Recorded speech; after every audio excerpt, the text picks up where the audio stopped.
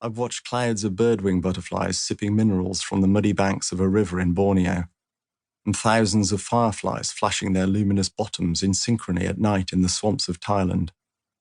At home, in my garden in Sussex, I've spent countless hours on my stomach, watching grasshoppers court a mate and see off rivals, earwigs tend their young, ants milk honeydew from aphids, and leafcutter bees snip leaves to line their nests. I've had enormous fun, but I've been haunted by the knowledge that these creatures are in decline.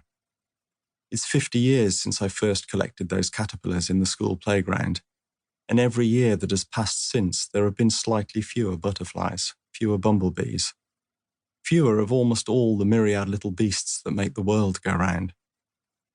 These fascinating and beautiful creatures are disappearing, ant by ant, bee by bee, day by day.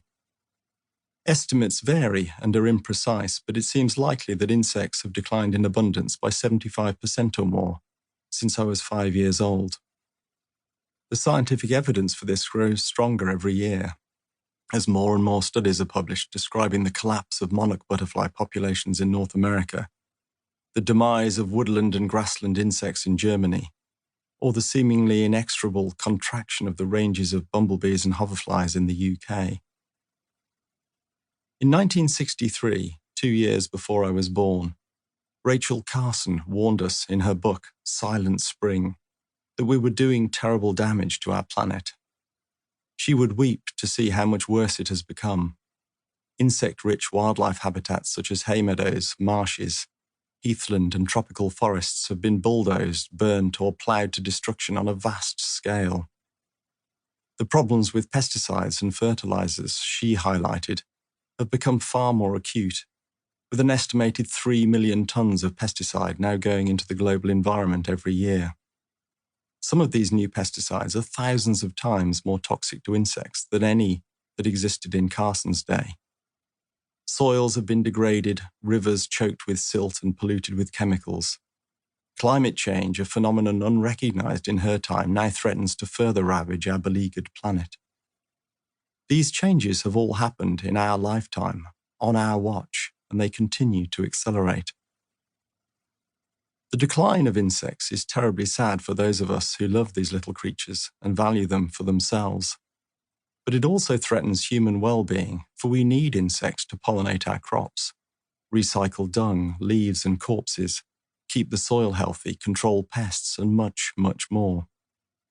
Many larger animals, such as birds, fish, and frogs, rely on insects for food. Wildflowers rely on them for pollination. As insects become more scarce, our world will slowly grind to a halt, for it cannot function without them. As Rachel Carsons said, man is a part of nature, and his war against nature is inevitably a war against himself. I now spend much of my time trying to persuade other people to love and care for insects, or, at the very least, to respect them for all the vital things they do. That, of course, is why I wrote this book.